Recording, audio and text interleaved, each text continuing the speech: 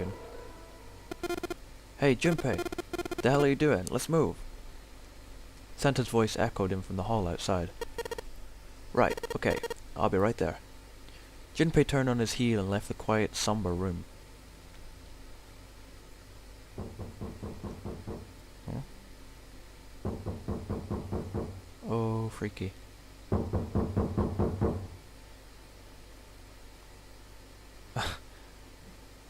What the hell? So we're just leaving him?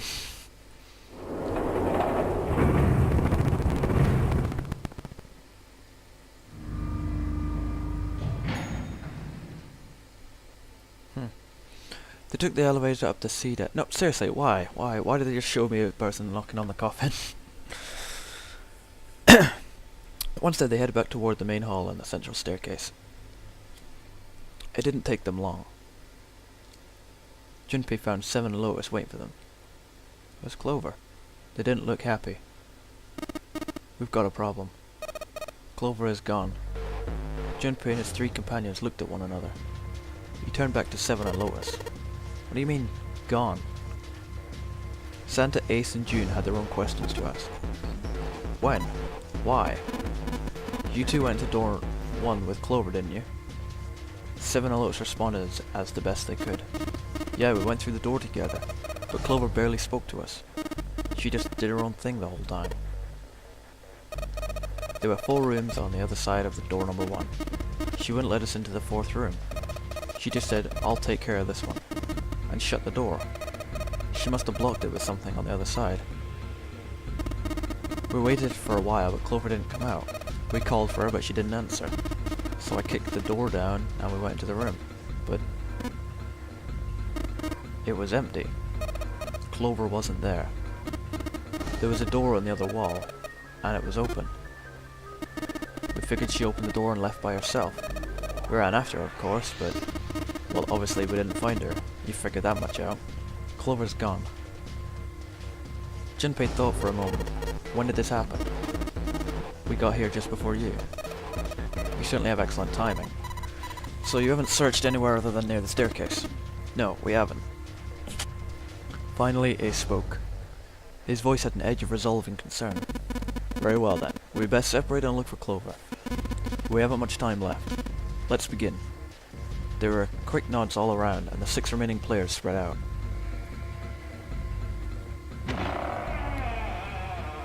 Junpei and June ran into the central hospital room and looked around. She's not here. No, she isn't. They searched a little longer, but with no luck. They couldn't find Clover. Finally, they gave up and left the central hospital room. What sound? Slowly, they made their way back to the hallway. At last, they reached the stairs, and Junpei spoke. Alright, I'm thinking we should probably split up. I'll head back to the stairs and take the elevator down to E deck. June, you take the stairs up to B deck. Alright, that sounds good. But, what? Could you stop calling me by that code name when we're alone? Huh? Oh, sure, right. I'll, do that. There was a reason Junpei persisted in calling her June even when they were alone. Although, perhaps not the best reason.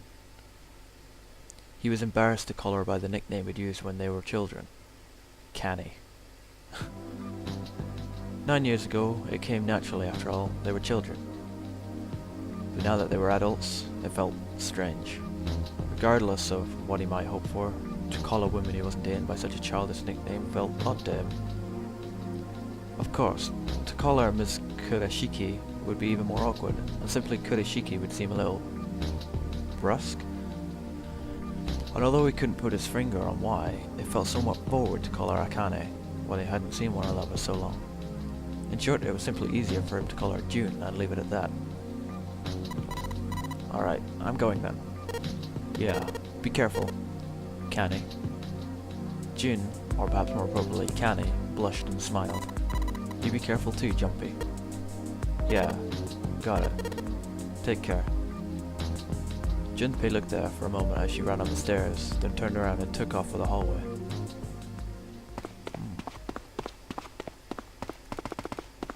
Okay, so we're back at C deck.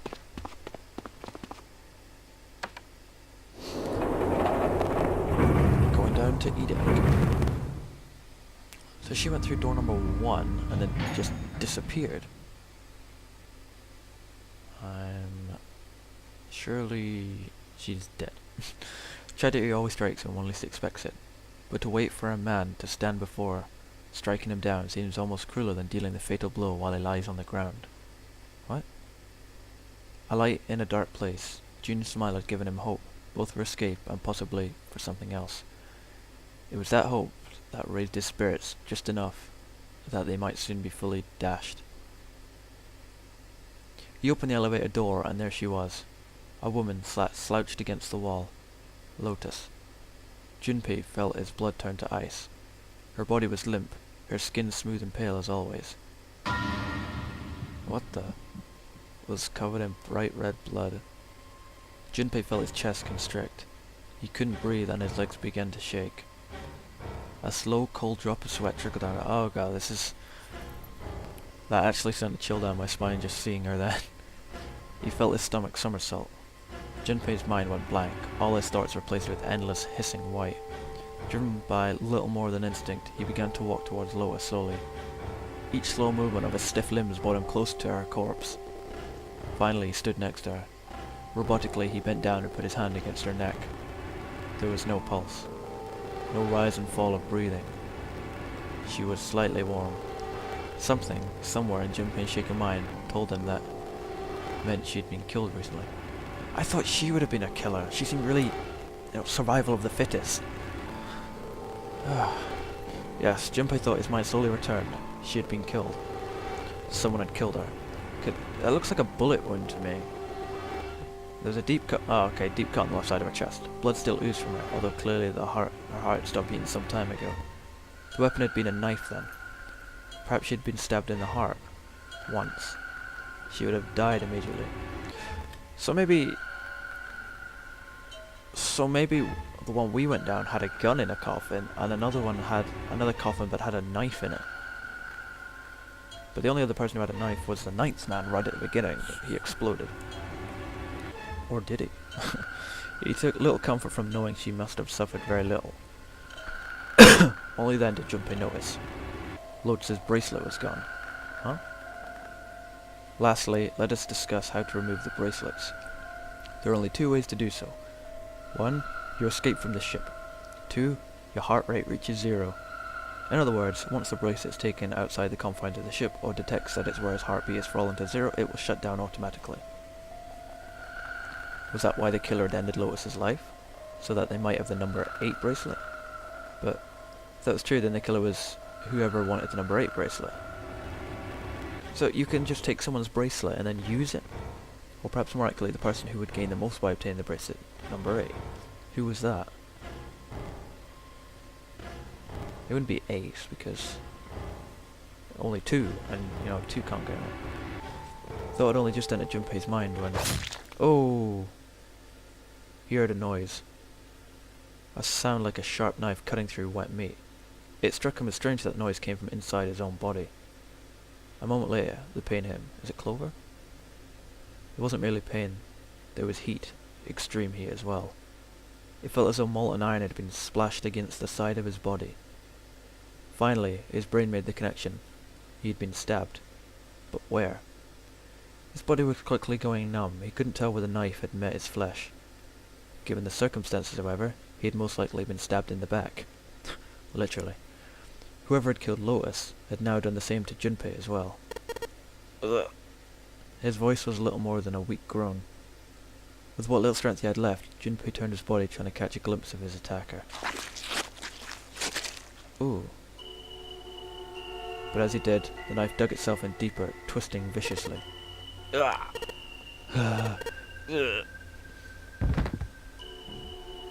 He collapsed to the floor, a puppet with its strings cut.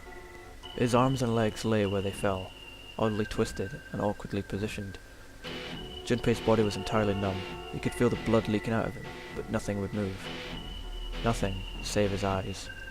As he lay on the floor, his life ebbing away, Junpei finally saw his attacker. Two tiny images of the killer reflected in his eyes. Without recognition came nothing. He felt no emotions, not anger, not sadness, not regret. The paralysis that had claimed his body had reached his mind. His clear glance down at his body. Don't be June. Can't be June.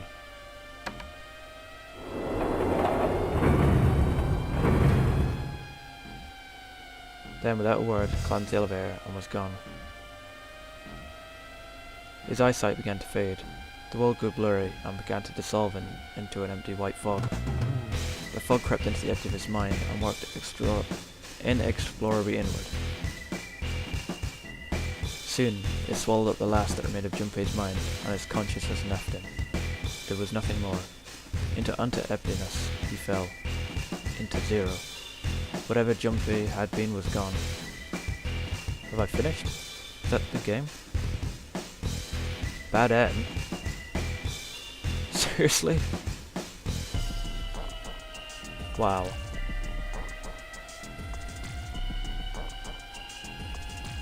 How did I get the bad end?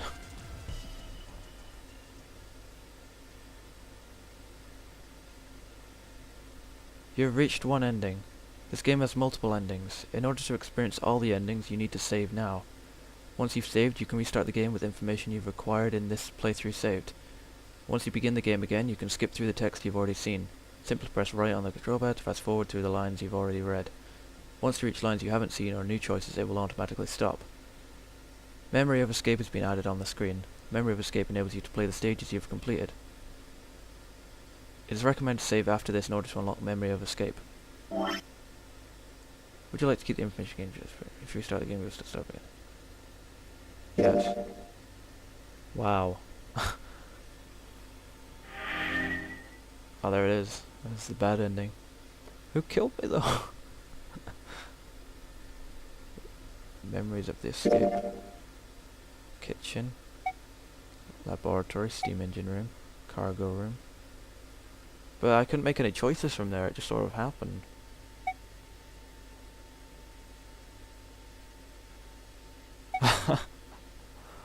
Wow, I got the bad ending. Well, I guess that's it then. Jeez. I didn't think I would get the bad ending. That was such an odd ending. It's hard to say who killed me though, because Clover, she disappeared. She's like, oh, I'll take care of this. But who killed me? Wow. That was I